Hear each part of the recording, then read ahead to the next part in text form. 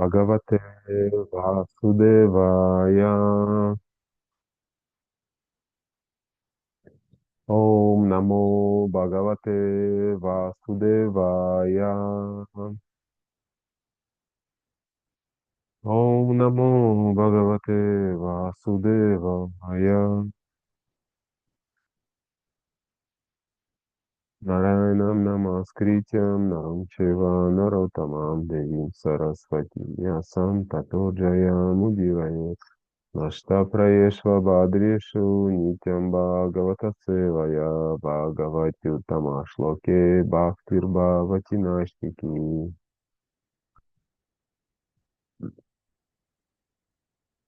Харе Кришна, дорогие преданные, еще раз мои поклоны, ну и с наступающим Новым годом сегодня. Hare Krishna, ბრძოლ კიდევ ერთხელ მიღეთ ჩემი თაყვანისცემა, ასევე გილოცავთ დამდეგ ახალ წელს.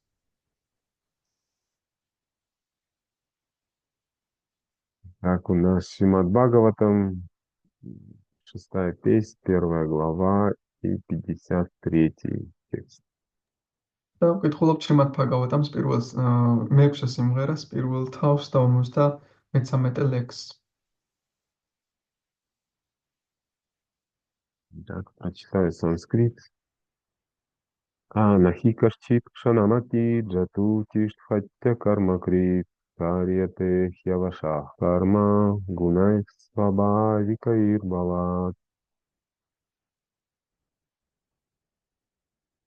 Условный перевод прочитаю тоже. Не, и, ведь, кашчит, то-либо, санам апи, даже на миг, джату, когда-либо, тиштхати, пребывает.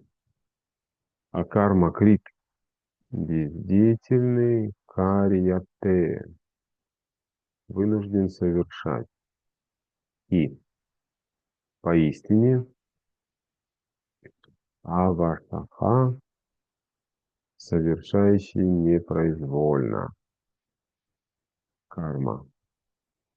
Корыстные поступки гунай, тремя гунами природы.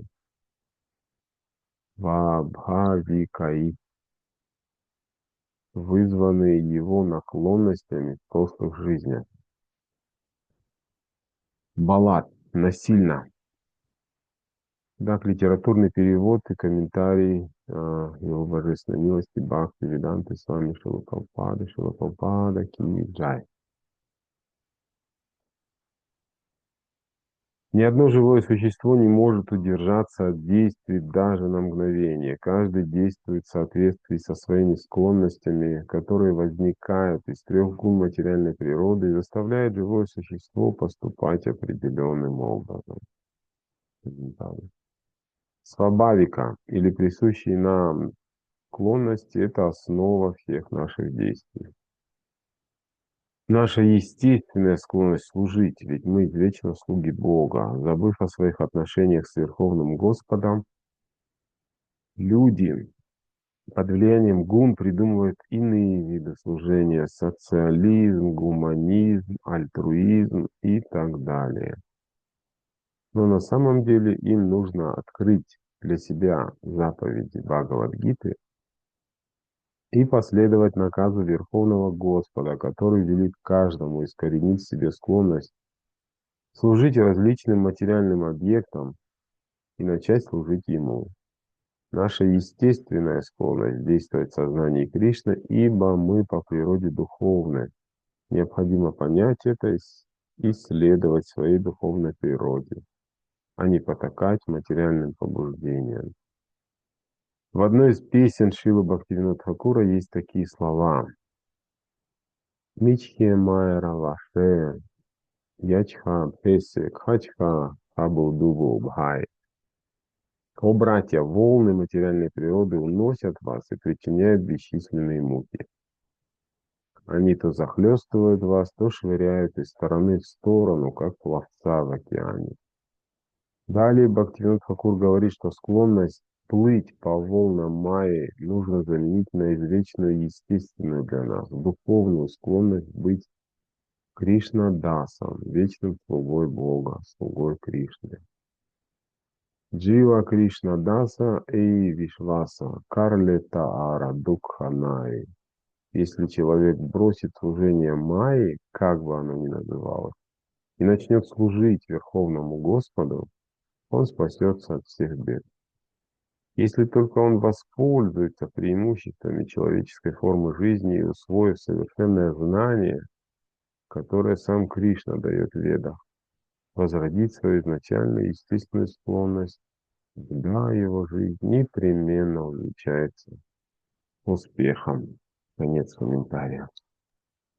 სიტყვასიტყვეთი თარგმანი ნა არ ჰი უთუოთ კაშჩიტ ვინმე ქშანამ აპი წამითაც კი ჯატუ არასდროს ტიშ ჰატი რჩება აკარმა კრიტ უმოქმედოთ კარიატე აიძულებს შეასრულოს ჰი უთუოთ ავაშა თავისთავად კარმა კარმეული საქმიანობა გუნაი ბუნების სამი მოდოსის მიერ სვაფავი კაი წარსული ცხოვრებიდან გადმოყოლილი მიდრეკილებებით ბალად ძილით თარგმანი ვერც ერთი ცოცხალი არსება წამითაც ვერ იქნება უქმად იგი აუცილებლად მოქმედებს მატერიალური ბუნების სამი მოდუსისგან აღმოცენებული საკუთარი მიდრეკილებების შესაბამისად რაც მას აიძულებს გარკვეული სახის საქმიანობა შეასრულოს კომენტარები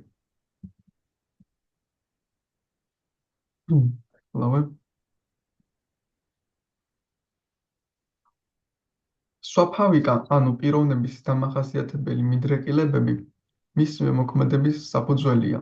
ჩვენი ბუნებრივი მიდრეკილება მსახურებაა, რადგან ცოცხალი არსება ღვთისმარადიული მსახურია. მას აქვს სურვილი ემსახუროს, მაგრამ უზენაეს უფალთან თავისი ურთიერთობების დავიწყების გამო ადამიანები მატერიალური ბუნების მოდუსების გავლენის ქვეშ იგონებენ ახალ-ახალი სახის მსახურებას, სოციალიზმს, ჰუმანიზმს, ალტრუიზმსა და ასე შემდეგ, მაგრამ სინამდვილეში ადამიანის ვალია ჩაწვდეს ფაგავად-გიტას მცნებების სიღრმეს და მიყვეს ღმრთების უზენაესი პიროვნების რჩევას ამოვზირკოთ ჩვენში მიდრეკილება ყოველგვარი მატერიალური ობიექტებისადმი მსახურებისა და უფლის მსახურებას მოვკიდოთ ხელი. ჩვენი თავდაპირველი ბუნება კრიშნას ცნობიერებაში მოქმედებაა, რადგან ბუნებით სულიერნი ვართ. ეს უნდა გავაცნობიეროთ და ჩვენი სულიერი ბუნების თანახმად უნდა მოვიქცეთ და არ მივყვეთ მატერიალურ სურვილებს.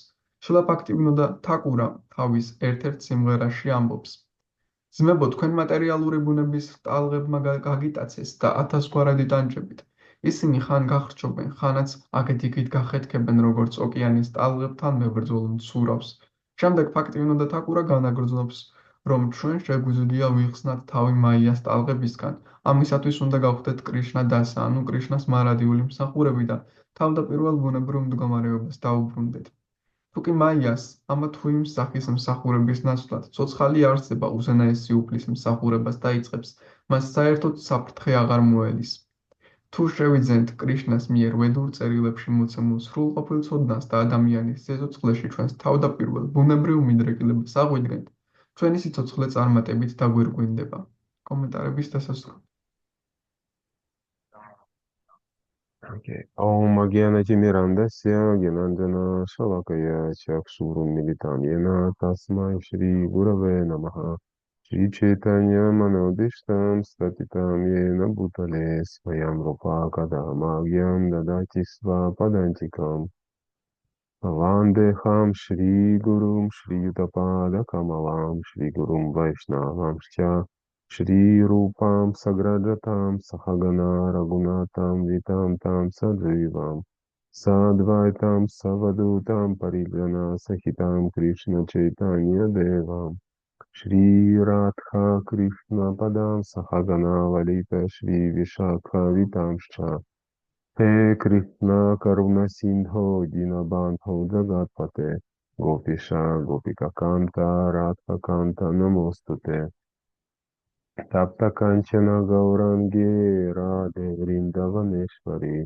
Rishabhanu Sudadevi Pranamami Hari Priye Vanchakalpatarubhyascha Kripa Sindhubhya Evacha Patitanam Pavanebhyo Vaishnavebhyo Namo Namaha Jai Shri Krishna Chaitanya Prabhu Nityananda Shri Advaita Gadadhara Shivasadi Gaura Bhakta Vrinda Hare Krishna Krishna Krishna Hare Hare Hare Rama Rama Rama Hare Hare Namo Vishnu Padaya Krishna Prishaya Bhutale Srimate Bhaktivedanta Swami Niti Namine Namaste Saraswati Devi Gauravani Pracharine Nirvishesha Shunyavadi Pashtatya Deshatarine.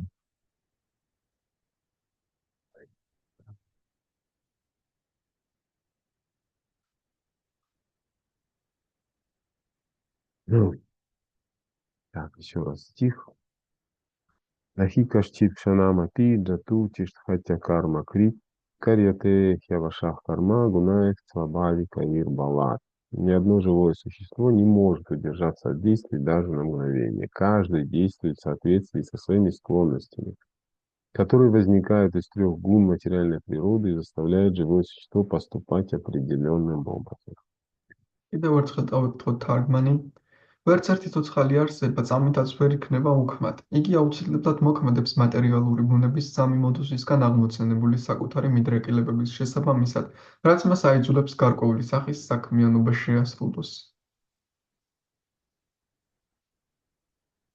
Итак, новогодний Бхагаватам у нас о карме, о гунах, о том, что мы здесь, как мы здесь существуем. საახალწლო ბჰაგავატამი გვაქვს კარმის გუნების შესახებ, იმის შესახებ, თუ როგორ ვარსებობთ აქ.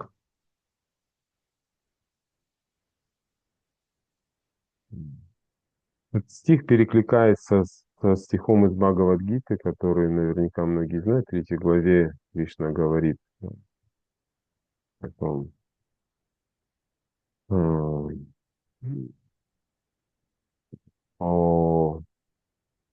сейчас помню. Никто не может удержаться, да, от действий даже на мгновение.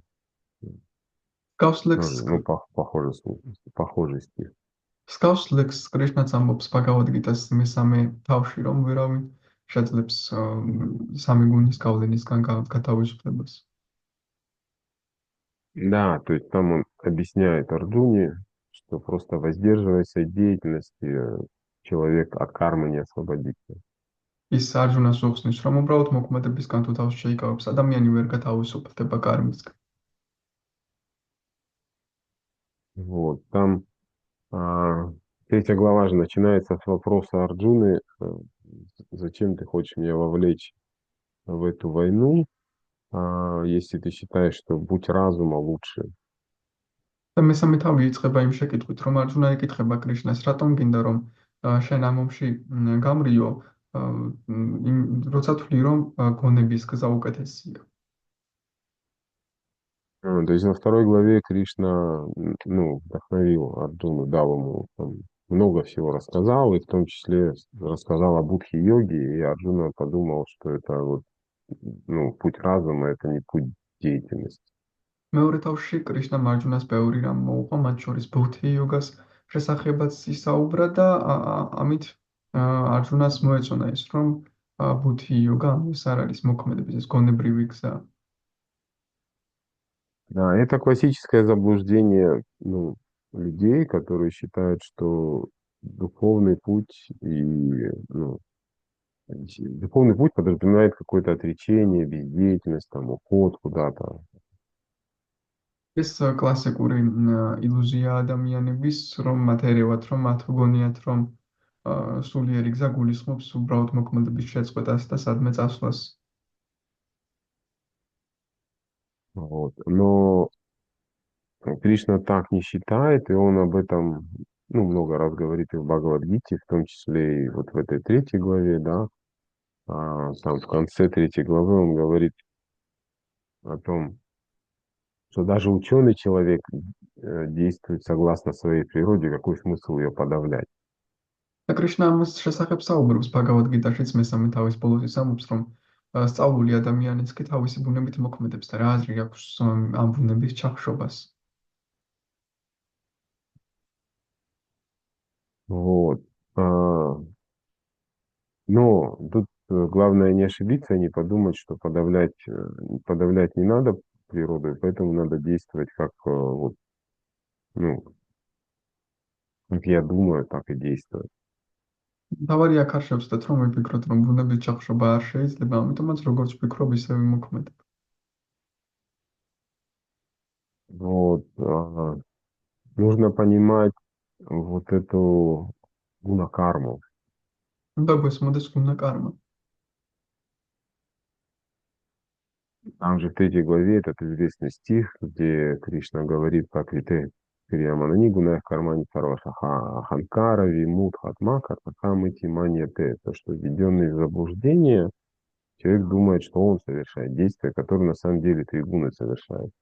მესამე თავში არის ასევე ლექსი, სადაც კრიშნა ამბობს, რომ ილუზიაში მყოფი ადამიანს გონია, რომ თვითონ მოქმედებს, როდესაც სინამდვილეში სამი გუნები მოქმედებენ. Вот. И в этом стихе то же самое Ямадуты говорят, и Прабхупада тоже в комментарии пишет об этом, что это гуны, склонность — это основа наших свабавика. Склонность — это возникла из трех гун материальной природы. და ამ ლექსშიც იამადუტები ამბობენ და პრაბჰუპადაც ამბობს კომენტარებში, რომ ჩვენი მიდრეკილება გაჩენილია სამი გუნების შედეგად. Вот. Правда, Прабхупада в комментарии сразу же, возвращает нас к тому, что у нас есть естественная духовная склонность. თუმცა პრაბჰუპადა კომენტარებში მაშინ იმისკენ გვაბრუნებს, რომ ჩვენ გვაქვს სულიერი ბუნებრივი მიდრეკილება. Вот. В читании Чаритамрити говорит Господь Дживера Сварупа Хая Кришнера Нитядаса. То есть Сварупа души — это слуга Кришны. ჩაიტანია ჩარიტამრიტაშიც ამბობს უფალი, რომ სულის სვარუპა არის კრიშნას მსახურება.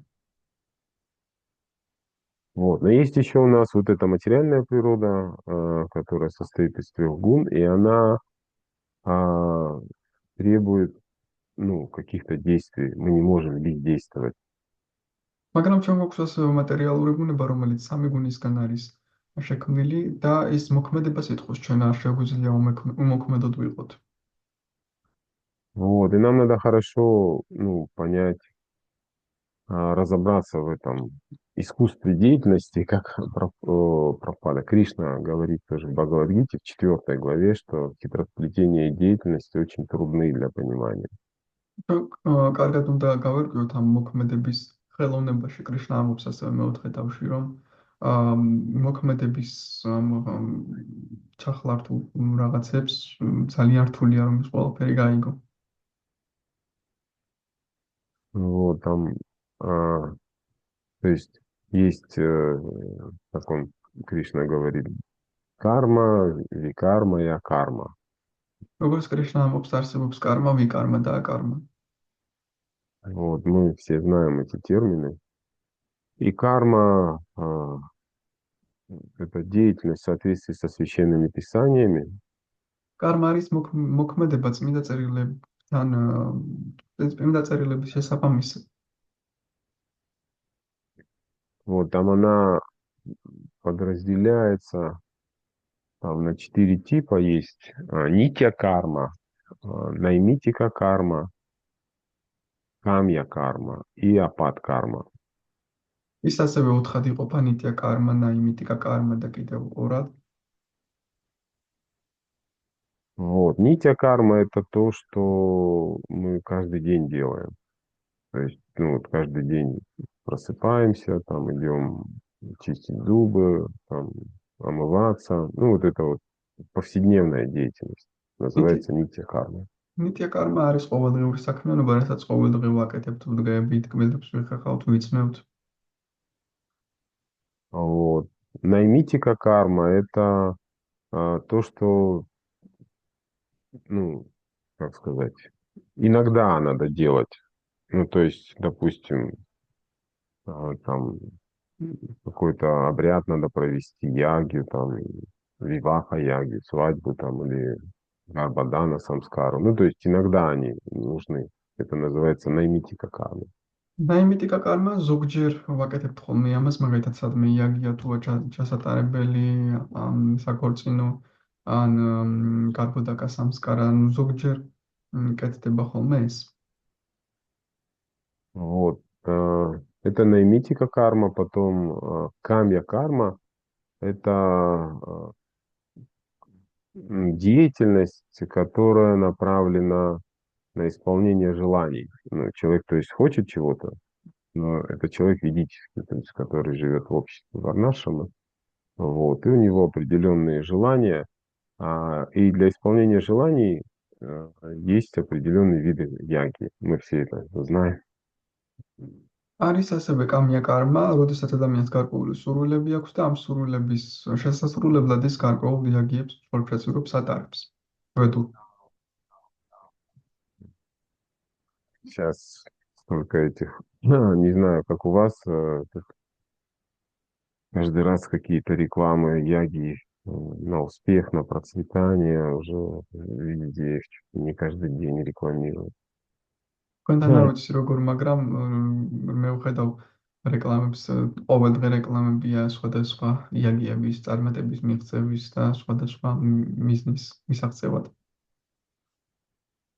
Преданные пользуются желанием людей так или иначе здесь как-то ну, исполнить свои желания. ერთგულები ცდილობენ, რომ ასე თუ ისე შეასრულონ აქ საკუთარი სურვილები. Вот. И четвертый вид кармы, то есть была нитя, наймитика, камья и апат-карма, она называется, ну, подразумевается деятельность в экстремальных обстоятельствах, каких-то форс-мажорных. და არსებობს ასევე მეოთხე ტიპი აპატ კარმა, რომელიც გულისხმობს ფორს-მაჟორულ სიტუაციებში, განსაკუთრებულ სიტუაციებში მოქმედებას. Вот. И вся эта деятельность карма по шастрам кармическая, она считается благочестивой, вот, но она приносит плоды, то есть у нее есть результат. და ეს ოთხივე სახის კარმა ვედურად თარმად ითვლება, მას ანუ ეს ვედურია და თუმცა მას აქვს გარკვეული შედეგები, ის ნაყოფები მოაქვს მათ. Вот, то есть есть последствия. Да, они благочестивые, вот, но последствия есть, которые вынудят душу опять рождаться. ისინი კეთილშობილური ქმედებებია, თუმცა მათ მაინც აქვთ შედეგები, რომლის გამოც სულს კიდევ უწევს დაბადება. Вот, и, ну, соответственно, да, душа может благодаря там благочестивой деятельности попасть в рай, но это все равно, как говорит Кришна, это все равно временно. ის სულს შეუძლია კეთილშობილური საქმიანობის შედეგად ოჯახეთში მოხვდეს, მაგრამ როგორც кришна ამბობს, ის დროებითია.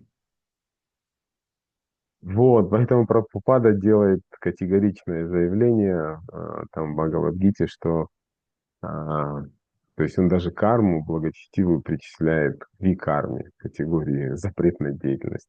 ამიტომაც შილა პრაბჰუპადა ბაგავად-გიტაში კარმასაც კი ვიკარმად ჩამოთვლის, ანუ ნაკრძალულ ქმედებაში გამოიყვანს.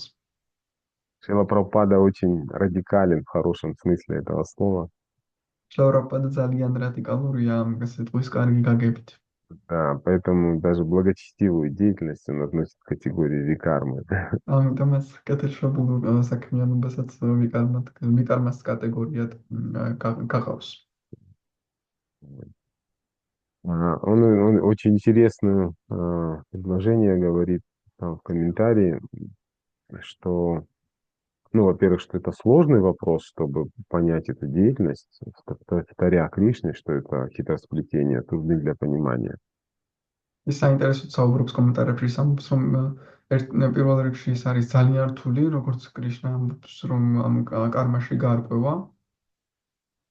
Вот, и он делает очень интересное заключение, чтобы разобраться в этом, чтобы научиться различать вот эту карму, и чтобы овладеть наукой сознания Кришны, необходимо постичь свои отношения со Всевышним. ის ძალიან საინტერესო დასკვნას აკეთებს, ის ამბობს, რომ ისათვის რომ გავიგოთ ეს კარმა რა არის სწორი მოქმედება, ამისთვის ჩვენი ურთიერთობა უნდა აღვადგინოთ კრიშნასთან. Вот, то есть там, если от обратного сказать, то пока не постигнешь отношения с Господом, то вряд ли ты разберешься в этих хитросплетениях деятельности. ანუ თუ უფალთან კავშირს არ დავამყარებთ, გაგვიჭირდება გავერკვათ ამ ჩახლართულ კარმაში.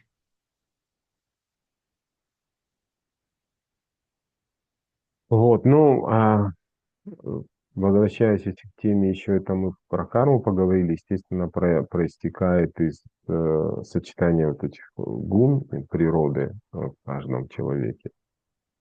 ჩვენ კარმაზე ვისაუბრეთ და რა თქმა უნდა ის მოიცავს ასევე ყოველ ადამიანში გარკვეული ბუნების გუნას. И гуны — это та вещь, которую тоже нужно понимать, какая гуна на нас действует, и выбирать то, что максимально приближает к гуне благости, ну или проистекает из гуны благости. და ამაშიც უნდა გავარკვევთ, უნდა მივიღოთ მაქსიმალურად ვეცადოთ რომ ის მივიღოთ, რომელიც გვაახლოებს სათნოების გუნასთან ან გამომდინარეობს სათნოების გუნიდან.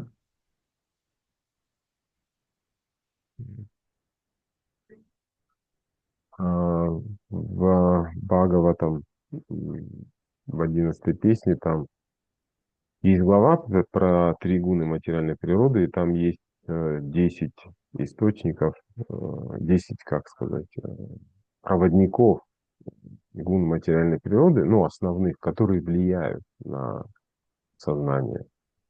შრიმად ბჰაგავატამის მე-11 სიმღერაში არის თავი მატერიალური გუნების მოდუსები და იქ ჩამოთვლილია 10 სხვადასხვა წყარო, რომლის შედეგადაც მოქმედებენ მატერიალური გუნები.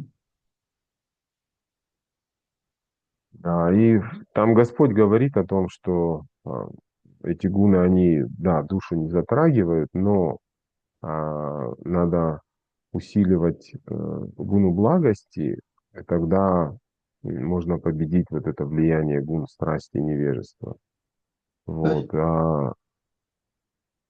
Да, говори. და იკოფალი ამბობს, რომ ეს გუნები სულს არ ეხება, თუმცა ჩვენ მაინც უნდა გავაძლიეროთ სათნოების მოდუსი, რათა დავამარცხოთ გუნებისა და უმეცრების მოდუსი.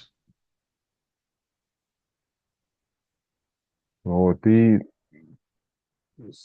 этот сатва, вот эта гуна благости, ее тоже можно преодолеть, он говорит, там, развивая трансцендентную благость, чистую благость.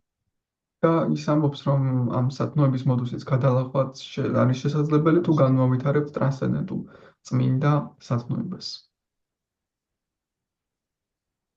Вот, и влияние гуны благости также мы знаем, в Бхагавад-гите Кришна говорит, признаки это знание, ощущение счастья.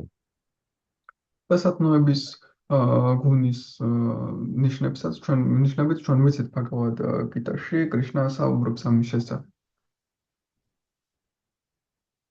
Вот, и из этих качеств двух... То что? Мне показалось, ты так что-то говорил. Вот, из этих двух знания, по сути, то, что позволяет как бы видеть или ощущать, вот, ну, как сказать, истинное положение вещей. და ეს ორი ცოდნა საშუალებას გვაძლევთ ხედავდეთ და შევიგრძნოთ სამყაროში ყველაფერს რეალურად რო ხედავდეთ რა არის. И там Кришна говорит о том, что нужно усиливать влияние гуны благости, человек должен ее усиливать в себе. И она тогда она проявляет религиозные принципы, и это устраняет страсти невежества. და კრიშნა საუბრობს იქ, რომ ადამიანმა უნდა განავითაროს სათნოების მოდუსი, რადგან ის ავითარებს თავის მხრივ რელიგიურ პრინციპებს, რომელიც ანადგურებს უმესრების და ვნების მოდუსს.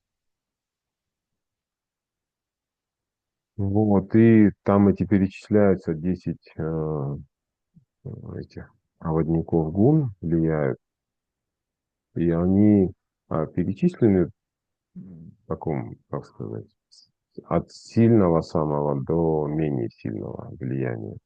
და ჩამოთვლილია აქ ისეთი რამ, რომელიც ატარებს ამ გუნების გამტარია და იწყება ყველაზე ძლიერით და მთავრდება ყველაზე სუსტით ეს ჩამოთვლილი.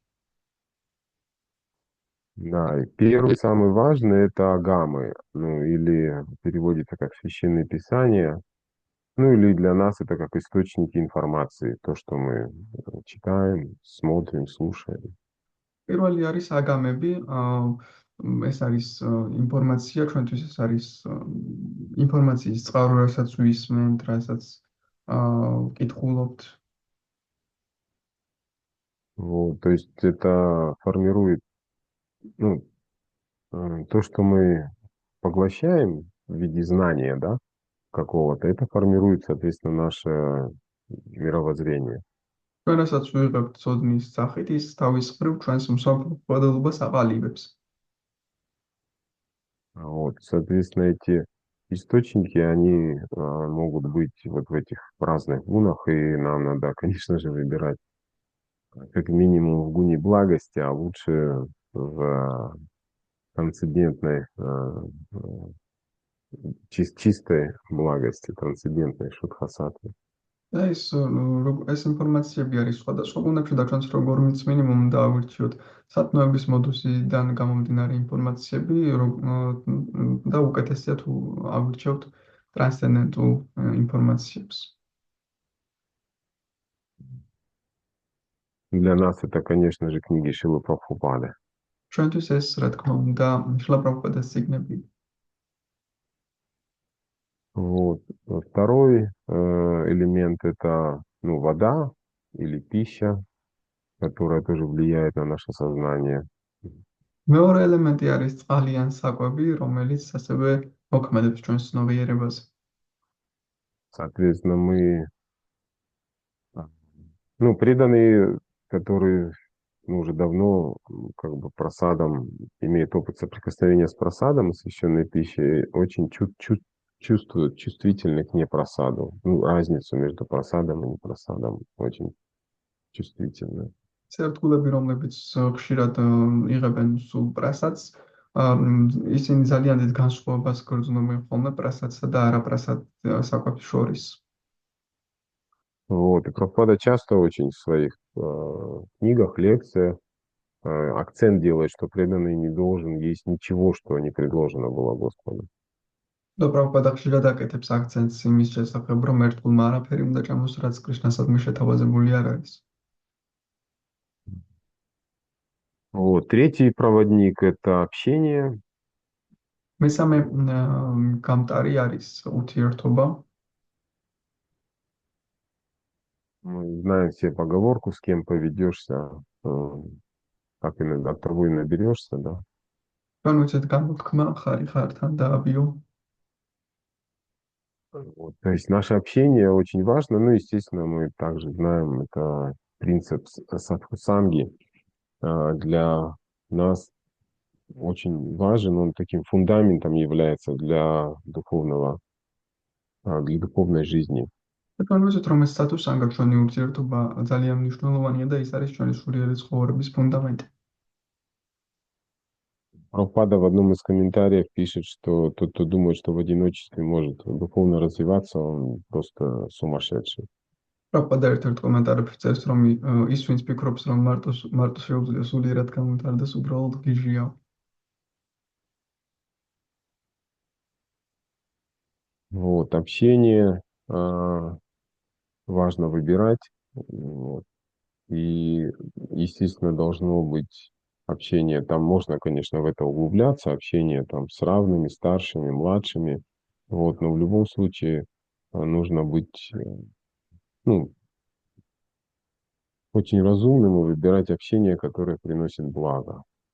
რა თქმა უნდა, შეიძლება ჩაუბრუნდეთ ურთიერთობებს თანაბრებთან, უფროსებთან, მაგრამ ძალიან გონივრული უნდა ვიყოთ ამ საკითხშიც და ავირჩიოთ ისეთი ურთიერთობა, რომელსაც ჩვენთვის სიკეთე მოაქვს.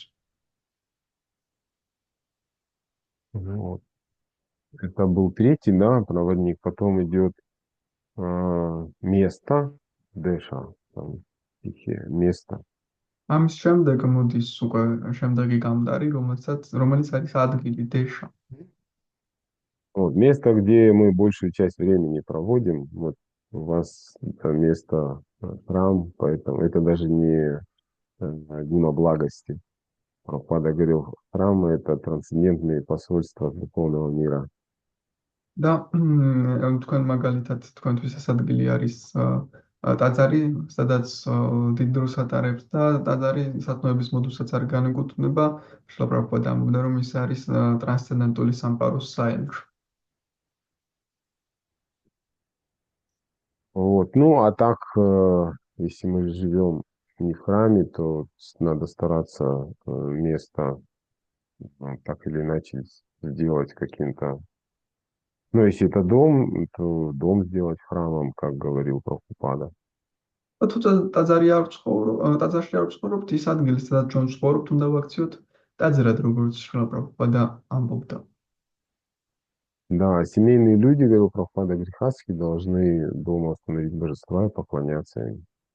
შილა პრაბჰუპადა ამბობდა, რომ მეოჯახე ადამიანებმა გრეჰასთებმა ღვთაებები უნდა დააყენოს სახლში და მათი თაყვანო. Причем там программа должна быть такая же, как в храме. Я помню, Прабхупада об этом писал, что там те же самые утренние программы, вот, вовлекая в этом членов своей семьи, жену, детей. და შილა პრაბჰუპადა ამბობდა, რომ პროგრამაც კი იგივე უნდა იყოს სახლშიც, დილის პროგრამები, საღამოს პროგრამები და ოჯახის წევრებით ჩართო ამ პროგრამებში. Вот. Потом идет проводник время. Это у нас 5-й, по-моему, да. შემდეგ მეხუთე გამტარი არის დრო. Вот. Время мы знаем, да, раннее утро — это гуна благости. Брахма Мухурта тоже вообще считается такой очень благоприятной для молитвы. Поэтому Прабхупада установил такой что желательно подниматься рано утром до Брахма Мухурты и повторять джапу. და ჩვენ ვიცით, რომ დროსთან დაკავშირებით დილა არის სათნოების მოდულში ყველაზე კარგი მედიტაციისთვის, სანამ გათენდება ბრაჰმა მუჰურტას პერიოდი და შილა პრაბჰუპადამ როგორც დააწესა, უნდა ვეცადოთ, რომ ავდგეთ დილით და ბრაჰმა მუჰურტამდე და ამ პერიოდში გავიმეოროთ ჯაპა.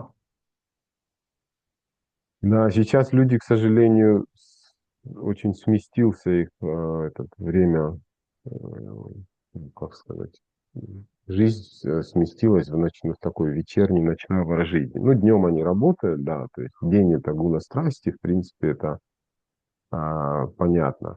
А вот потом у них начинаются вечерние, ночные развлечения, и, конечно, неудивительно, что они под влиянием гун страсти и невежества находятся. სამწუხაროდ ადამიანები არეული აქვთ ეს, მაგალითად დღისით კი იმუშაობენ, მაგრამ ღამეც გარკვეული ცხოვრება აქვთ, ღამე იწყება მათი გართობა და არ არის გასაკვირი, რომ ისინი სათნოების და უმეცრების მოდულშიც გავლენის ქვეშ არიან.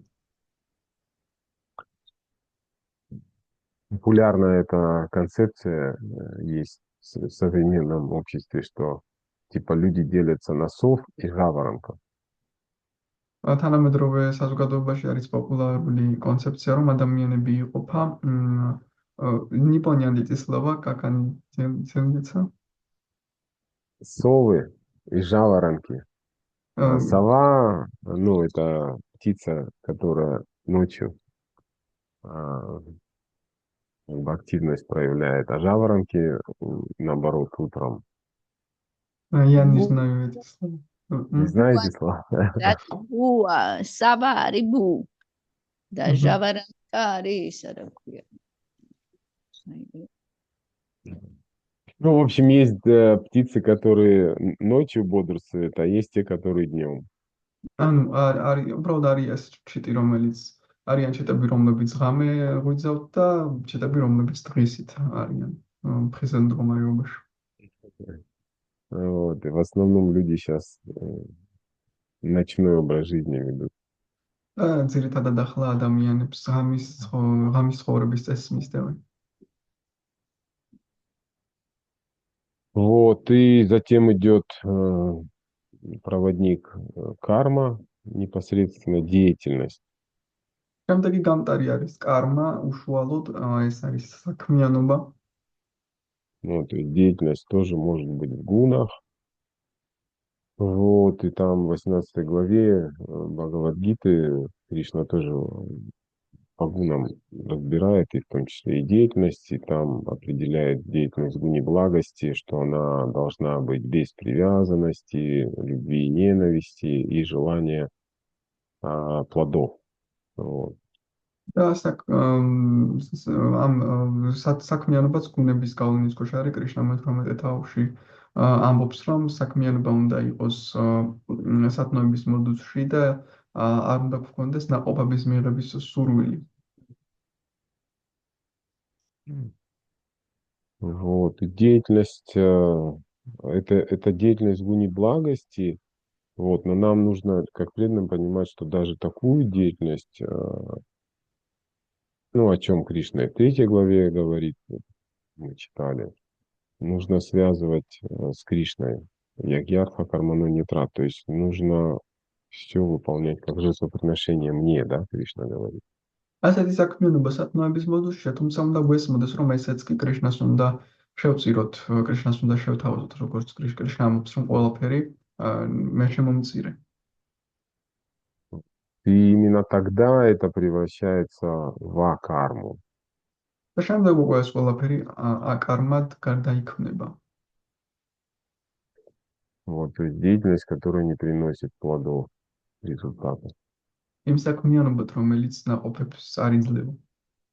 Вот, и таким образом она выводит душу из самсары, из круговорота рождения и смертей. და ამგვარად მას გამოჰყავს სული სამსარიდან, დაბადებას ეკუთვნის წრებრუნვიდან.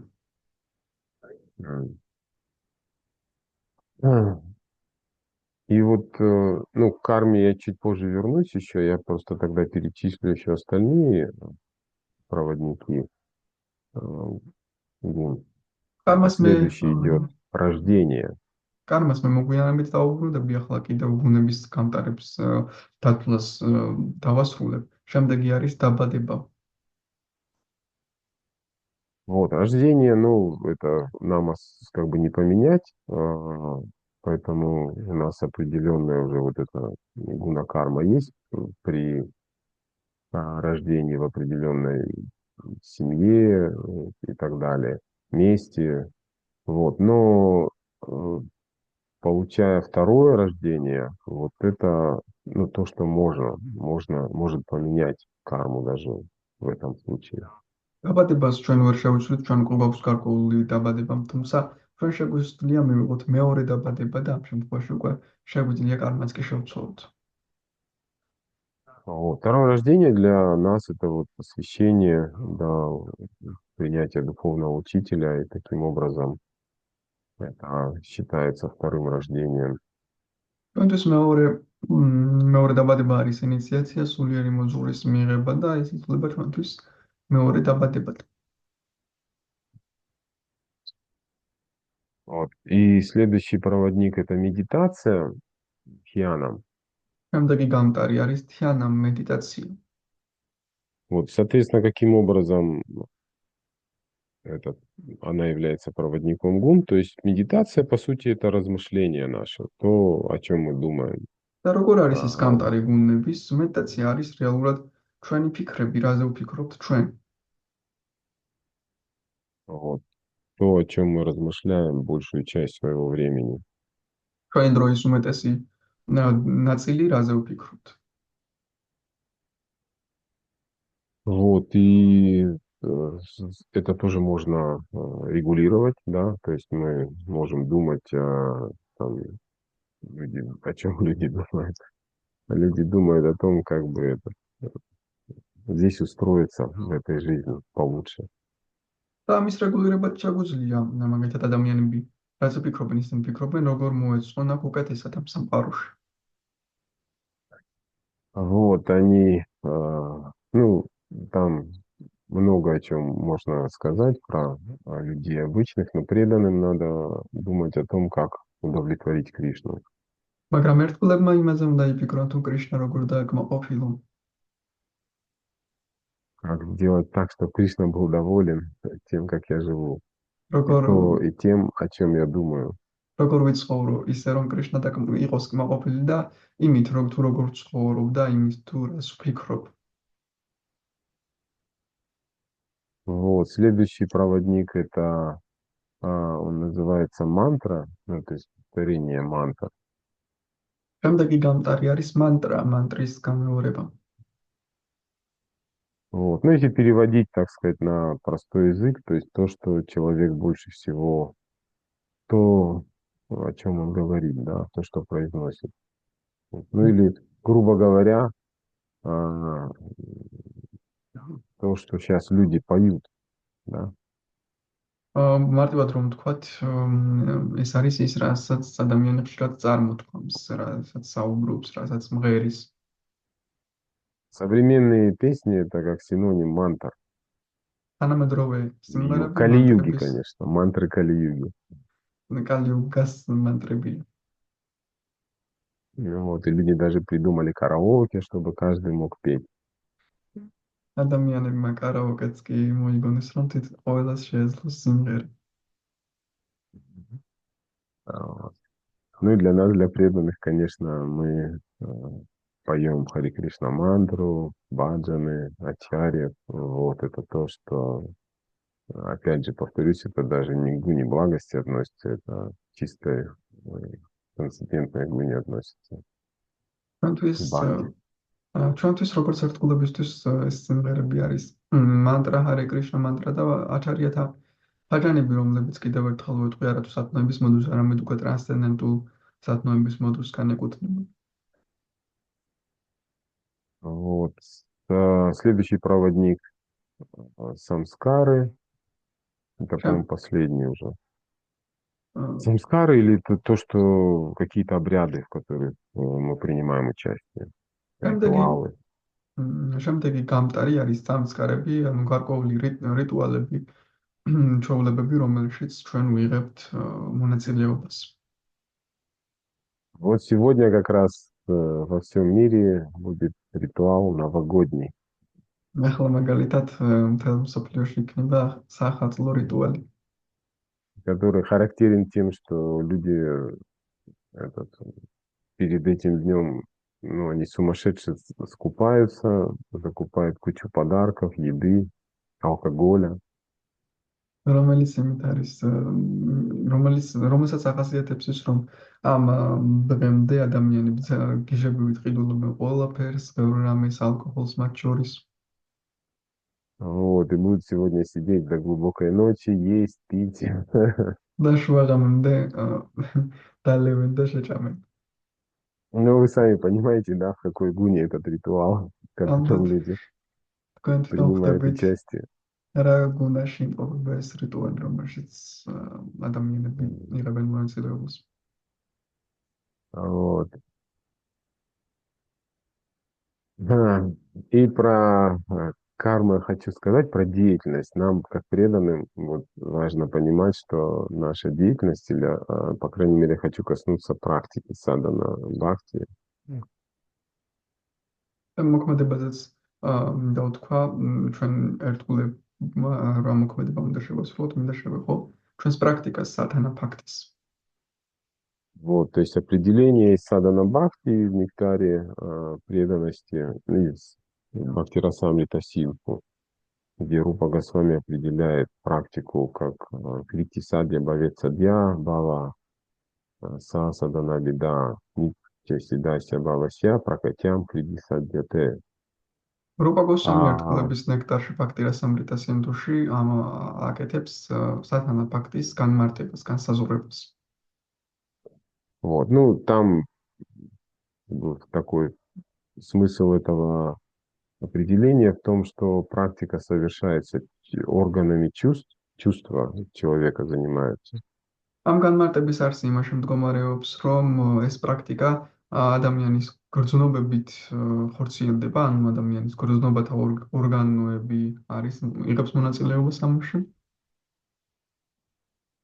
Вот, и ну, бава, она совершается ради достижения бавы, и бава, она не привносится извне, она живет в сердце живого существа и пробуждается благодаря такой практике. და ეს პრაქტიკა ხორციელდება ფავას მისაღწევად და ეს ფავა საიდანაც კი არ მოდის ადამიანის გულში ცხოვრობს უბრალოდ ამ პრაქტიკის მეშვეობით ის გაიშლება, ასე ვთქვათ, გამოვლინდება. То есть вот эта садана бхакти или регулируемая практика преданного служения — это использование наших органов чувств в служении Кришне. და ეს სათანა ფაქტი, ანუ რეგულირებული პრაქტიკა არის კრიშნას მსახურებაში ჩვენი გრძნობების გამოყენება. Вот, и там одни чувства предназначены для приобретения знаний, другие для того, чтобы приводить как бы в исполнение наши решения какие-то основаны на этих знаниях, размышлениях, эмоциях, желаниях. ერთი გრძნობები არის ცოდნის მოსაპოვებლად, მეორე გრძნობები უკვე ამ ცოდნის და ცოდნაზე მსჯელობის შედეგად გაკეთებული მიზნების უკვე რეალობაში მოსაყვანად. Да, то есть вот это определение чистой бхакти, то есть вот это Кришна Анушила, Аня Билашта Шиньям, Гьяна Кармадьяна Вритам, Анукульена, Кришна Анушила нам, да. А вот это определение Кришна Анушилам, то есть это значит, что я так или иначе пытаюсь вот эту свою деятельность связать с Кришной, желание, что когда я хочу что-то делать для Кришны. ეს განმარტება კრიშნა ანუშილანამ ნიშნავს, რომ ისეთ საქმიანობას, რომელიც სრულდება კრიშნასთვის, იმისთვის, რომ კრიშნა კრიშნას დასაკმაყოფილებლად. Вот, то есть вот наша деятельность, она подразумевает, ну то есть сознание Кришны подразумевает деятельность, соответственно, но не просто деятельность внешнюю, а желание что-то делать для Кришны, чтобы Кришна был доволен. ანუ კრიშნას ცნობიერება გულისხმობს მოქმედებას, მაგრამ არა უბრალოდ მოქმედებას, არამედ ისეთ მოქმედებას, კრიშნასათვის მოქმედებას, იმ სურვილით მოქმედებას, რომ კრიშნა იყოს კმაყოფილი. Вот, и вот это, именно это бхакти называется. И бхакти, там в Гаруда Пуране есть определение, как бы, происхождения слова бхакти. და ზუსტად ესეთი მოქმედებაა ფაქტი და გარუდა პურანაში არის სიტყვა ფაქტის განმარტება. Оно звучит как бхаджи теша вайдхатух севаям парикирти таха тасмат сева будхаих практа бхактих садана буяси. То есть это означает, что вот корень баджа, от которого происходит бхакти, означает севаям парикиртитах, то есть означает служение, сознание того, что сознание заключается в том, что свою деятельность я должен внутри связать с Кришной. და ეს ფაქტი წარმოიშობა იმ ფესვიდან, რომელიც ნიშნავს, რომ ჩემი მოქმედება შინაგანად ჩემს შიგნით უნდა დავაკავშირო კრიშნას. Вот, то есть деятельность внутри связать, ну вот эти два термина есть там, чешта-рупа и бава-рупа. И чешта-рупа переводится обычно как усилие, но это усилие не внешнее, не только внешнее. Оно подразумевает усилия еще на тонком плане. იქ არის ორი ტერმინი, ჩეშტა რუპა და ფავა რუპა და ჩეშტან არის ძალისხმევა, მაგრამ არა მხოლოდ გარე ძალისხმევა, არამედ ეს არის შინაგანი ძალისხმევა ნატიფ დონეზე.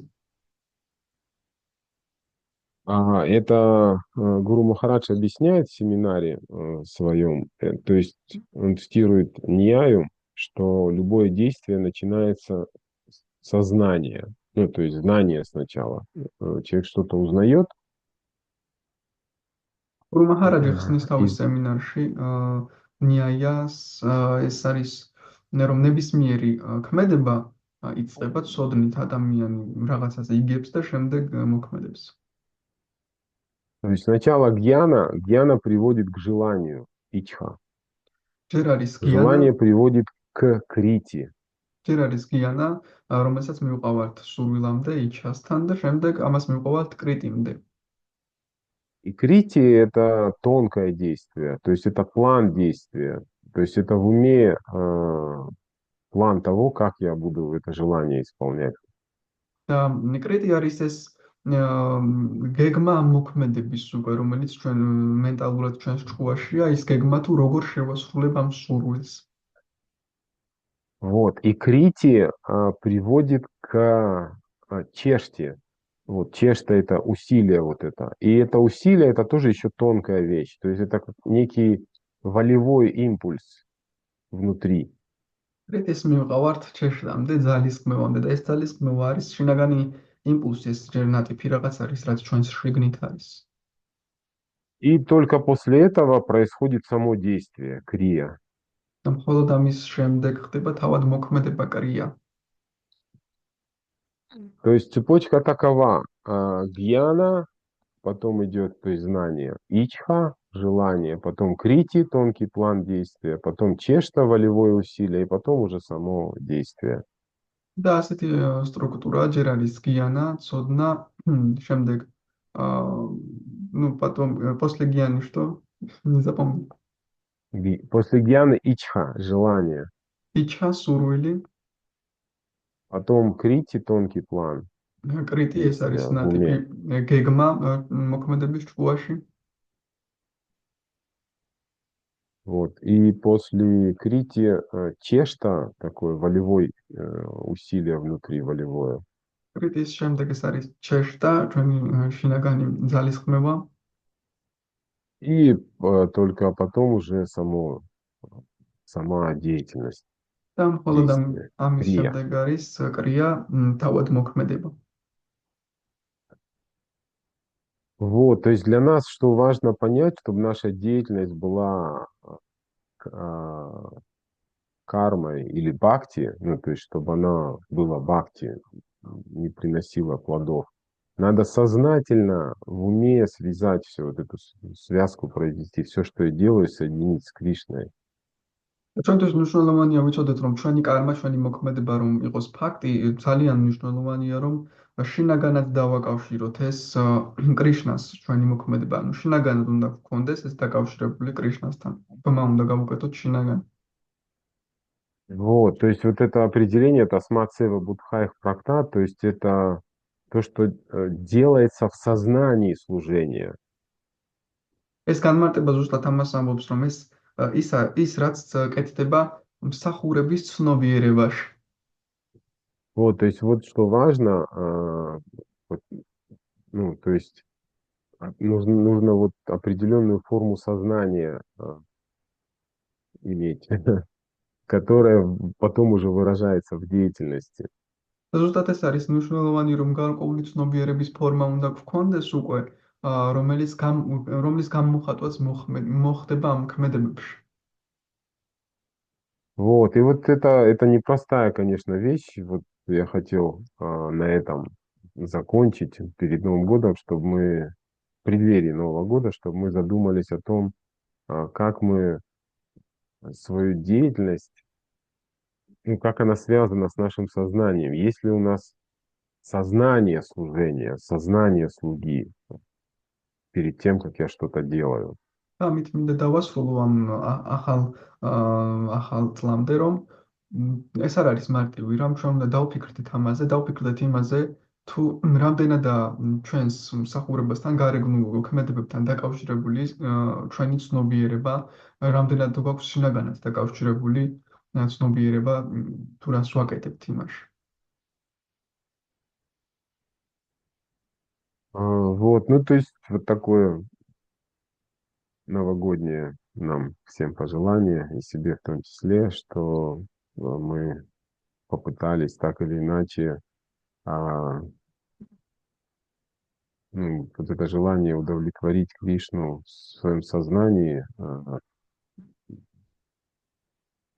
культивировать так, чтобы наша деятельность, она не только внешне была, так сказать, выглядела как бхакти, как преданное служение, чтобы она еще в нашем сознании тоже была преданным служением или бхакти. და ჩვენი სურვილი არის საახალწლოდ მინდა ვუსურვო ყოველ ჩვენგანს, რომ იმის კულტივირება მოვახდინოთ, რომ არა მხოლოდ ჩვენი გარეგნული ქმედებებით იყოს მსახურება, არამედ ჩვენი ცნობიერებაც იყოს დაკავშირებული მასთან, ჩვენ ცნობიერებაში მოხდეს კრიშნას მსახურება და აქედან რომელდანაც გამოვლინდება უკვე გარეგნული ფორმები მსახურების.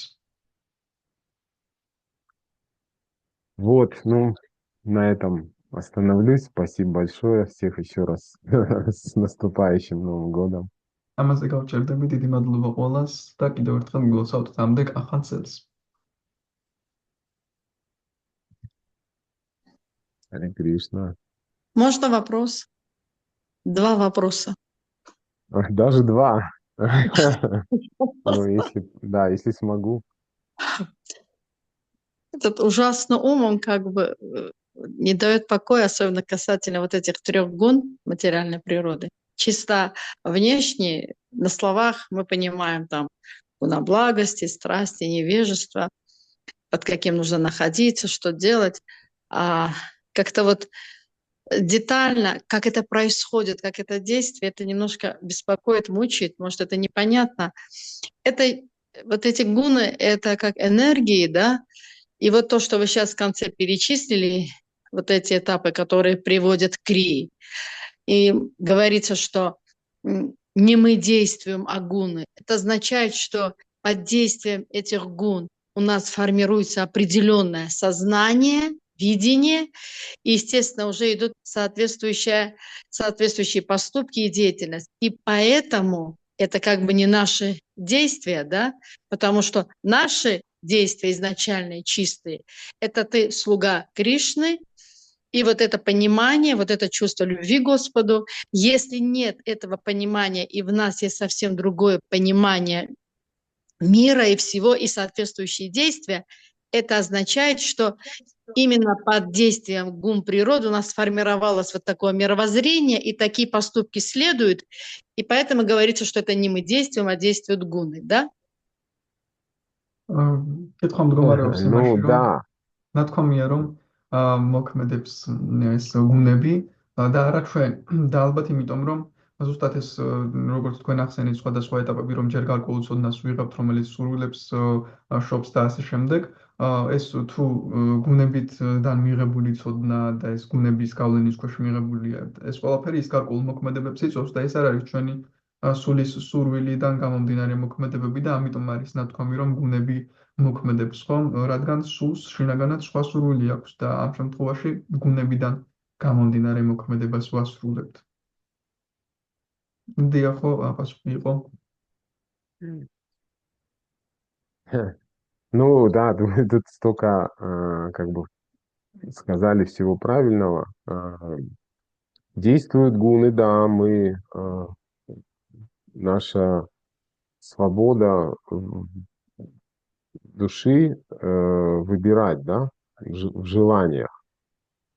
И желания эти, как я вот до этого эту цепочку приводил, это та сфера свободы выбора человека. Желание, и, соответственно, возникает на основе знания. Вот. И почему, кстати, Кришна именно говорит Арджуне о том, что действуй, для начала действуй просто по шастрам, то есть это карма благоприятная, потому что деятельность по шастрам, она приводит к знанию. Карма, деятельность праведная, она, ну там долгая цепочка, объяснять ее, потому что она там, деятельность, она так или иначе связана с ведами, с ягьями, с браманами, и постепенно она очищает, и человек приходит к гьяне. Вот. И тогда уже он понимает суть, начинает понимать суть вед, и в нем пробуждается вот это трансцендентное знание, и тогда понимание того, что он слуга Кришны. То есть Кришна говорит, до тех пор, пока человек не осознал себя как вечную душу, не избавился от ошибочного отождествления себя вот с телом, умом, которое возникает под влиянием 3 гун. Ну, ему надо, чтобы в его жизни только присутствовали вещи, которые гуну благости усиливают. Вот. И только тогда вот эта цепочка, то есть сначала сатва, потом гьяна, вот, и потом бхакти. დიახ, И ну, в этом как бы есть такое, как динамика. დიახ, Вот. თქვენ ბევრი სწორი რამ თქვით, ბევრი სწორი რამ თქვით. რეალურად ჩვენი თავისუფალინება სული აკეთებს არჩევანს, რა სურვილები შეისრულოს და ეს სურვილები ზუსტად გამომდინარეობს იმ ცოდნისგან, რაც სულს აქვს. და ამიტომ ეუბნება კრიშნა არჯუნას, რომ იმოქმედო, იმიტომ რომ ვედების მიხედვით მოქმედება წარმოშობს გარკვეულ ცოდნას ადამიანში და ეს ცოდნა უკვე არის სწორი ცოდნა, რომელიც ადამიანს ამაღლებს და საბოლოო ჯამში ეს გრძელი ჯაჭვია, საბოლოო ჯამში ადამიანი აქედან გამომდინარე უკვე ხდება თავის ნამდვილ ბუნებას და თავის ნამდვილ სურვილებს. То есть мы можем выбирать гуны, и, соответственно, тогда они действуют, да, пока, но гуна благости дает возможность больше, расширяет свободу выбора. Человек уже, душа, она начинает понимать больше, как сказать, знание приводит к освобождению. В общем. თუმცა თავიდან ჩვენ სათნოების მოდუსთან ურთიერთქმედება უნდა ავირჩიოთ, რადგან სათნოების მოდუსში მყოფი ადამიანი უფრო მეტად ფართედ ხედავს რეალობას და უფრო მეტად ესმის რა არის სწორი, რა არასწორი და ამას უფრო მეტად აყავს ის მიყავს ახლოებს იმას ჭეშმარიტებასთან.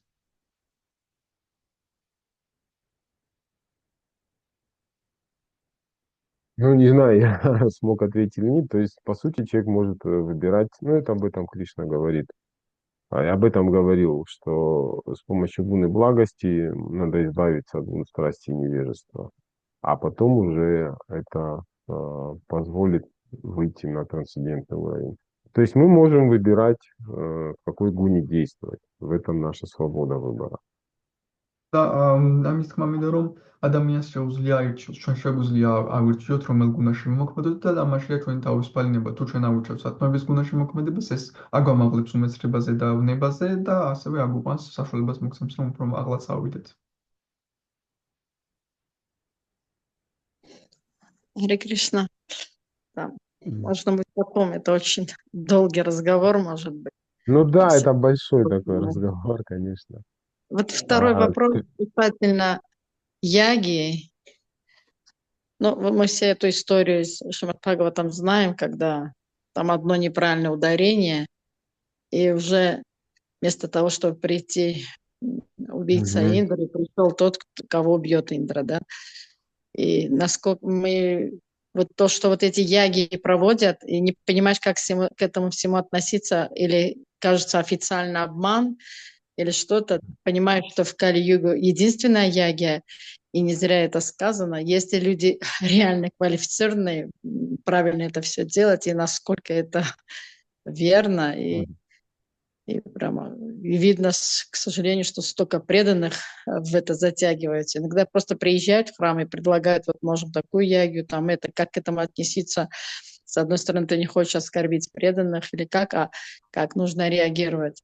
Может быть, это невежество, что нет веры в эти яги. Понимаешь, только Харе Кришна Махамантра, может, который принес Шрила Прабхупада. Ну, вот это наша главная ягия, да, Югадхарма. Харинама Санкиртана. მეორე კითხვა მდგომარეობს იმაში იაგიებზე მინდოდა დამისვა შეკითხვა, რაზეც თქვენ თქვით, რომ უკვე ეს კალი-იუგაშიც კი უკვე დაიწყეს ერთგულებმა იაგიების ჩატარება, იმის მიუხედავად, რომ იქ ჩვენ ვიცით ისტორია ფაგავა დამიდან, სადაც იქ პატარა ინტონაცია უკვე გამოიწვევს სრულიად სხვა შედეგს და რამდენად კვალიფიციური უნდა იყოს ბრაჰმანი, როდესაც ამ იაგიას ატარებს. თუმცა ამის მიუხედავად კალი-იუგაში ერთგულებიც კი ატარებენ სხვადასხვა იაგიებს, მათ შორის მოდიან ტაძარშიც გთხოვენ რომ ჩავატაროთ მოდი იაგი იმისთვის და როგორ მოვიქცეთ სწორად რომ ერთგული არ შეურაცხყოფთ ერთის მხრივ და რა შეიძლება ამ შემთხვევაში გავაკეთოთ. С одной стороны, ты должен это какие-то вещи уметь, проводить какие-то яги. С другой стороны, ты понимаешь, что это трата времени твоего личного, можно в это время, ну, больше сделать в другом направлении. Вот как быть, вот это все. ერთის მხრივ შეიძლება მივცეთ საშუალება, მეორეს მხრივ კი ვფიქრობ თითქოს ვხვდები, რომ ეს ჩვეულებრივი დროის კარგვა და ამ დროის რამე უკეთესად გამოყენება შეიძლებოდა. Ну, как я понимаю, это определенная уступка, так или иначе, людям с материальными желаниями, чтобы как-то их более-менее в гуне благости попытаться как-то приобщить. Вот. Но я принимаю только те яги, которые проводил, ну, как бы, это мое субъективное мнение. Только те яги, которые вот проводил Шилапрабхупада. Он, ну, инициацию, да, яги проводил, Виваха яги проводил. Вот. Ну, а какие-то остальные, там, процветание, успех и так далее, ну, это все как бы для меня лично, ну, это для меня просто вот уступка, так или иначе, людям или даже преданным, которые еще вот просто хотят так или иначе как-то здесь устроиться благополучно.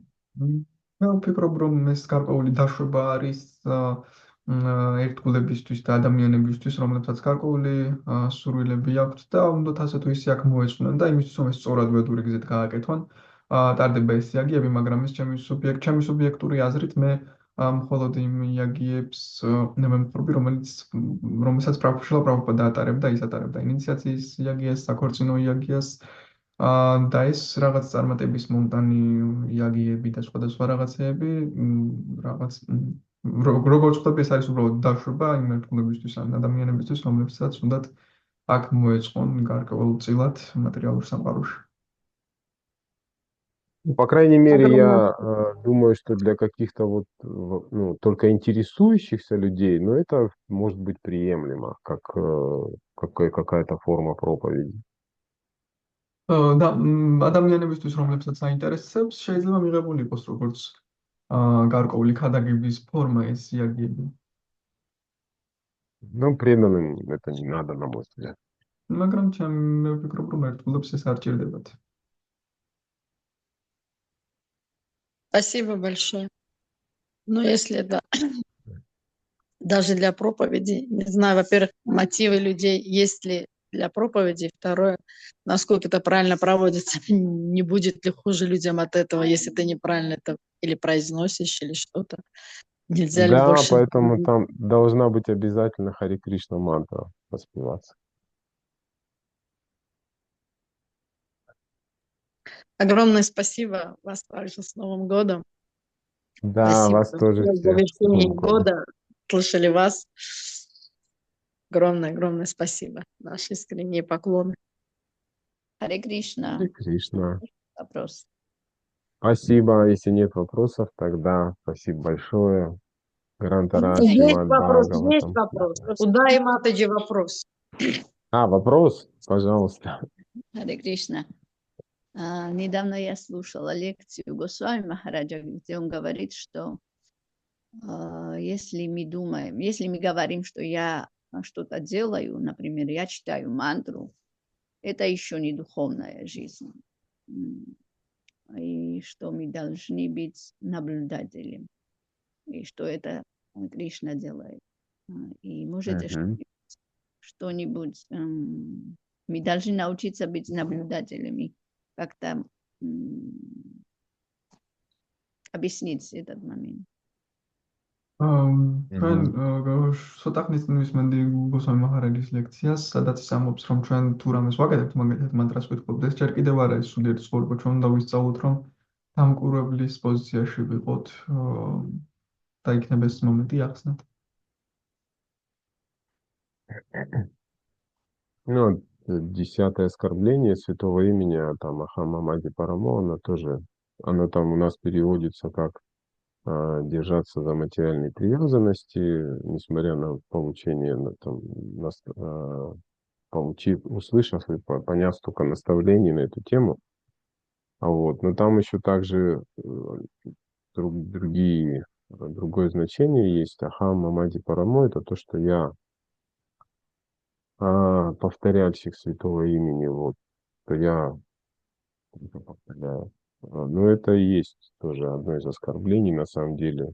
Ну, как, я не помню, кто из духовных учителей говорил, что это не я повторяю святое имя, а святое имя повторяет меня. Ну, то есть оно не сходит на самом деле. Вот, то есть наше понимание процесса повторения святого имени — это милость того, что святое имя позволяет мне его произносить. Это милость на самом деле. Яг თუ ჩვენ ვფიქრობთ, რომ ჩვენ ვიმეორებთ წმინდა სახეს, ესეც გარკვეულ ერთ-ერთ შეურაცხყოფად ითვლება. ჩვენ უნდა ვფიქრობდეთ, რომ არა თუ მე ვიმეორებ, არამედ წმინდა სახელი მაძლევს საშუალებას, რომ გავიმეორო, ის მოედინება ჩემში, ის მოდის და ამგვარად უნდა ვიმეოროთ ამ განწყობით. Да, и это состояние сознания, это вот смирение, да, то, что привлекает Кришну, потому что я повторяю, это, ну, разновидность гордости. და ზუსტად ეს არის თავმდაბლობა, ასეთი გამეორება, რადგან განწყობა რომ მე ვიმეორებ, ეს არის სიამაყეც. Вот. А позиция наблюдателя, ну, это вот, скажем так, промежуточный этап между тем, что я повторяю, выйти на позицию наблюдателя, что вот со стороны смотреть. А следующий этап — это то, что просто это Кришна милостиво не сходит на мое имя, я смиренно просто прошу его о снисхождении. დამკვირვებლის მდგომარეობა არის პირველი ეტაპი, როდესაც მე ვაკვირდებით როგორ ვიმეორებ მანტრას და შემდეგი ეტაპი, როდესაც მესმის რომ ის კრიშნა მაძლევს საშუალებას, რომ მე გავიმეორო ის როგორ და ის მოედინება თვითონ ის წმინდა სახელი ჩემში მისი წყალობით. Ну, Харе Кришна, спасибо вам. как-то так. Спасибо, Харе да, за Кришна. вопрос. Спасибо. Харе С Кришна, наступающим. спасибо еще раз. Да, Грантарадж Шримад Бхагаватам ки джай, Шрила Прабхупада ки джай. Всех с Да. Новым годом. Спасибо. Кирит Хари Прабху ки джай. Да, Спасибо большое. Кирит Хари Прабху. Харе Харе Кришна. Кришна. Харе Кришна.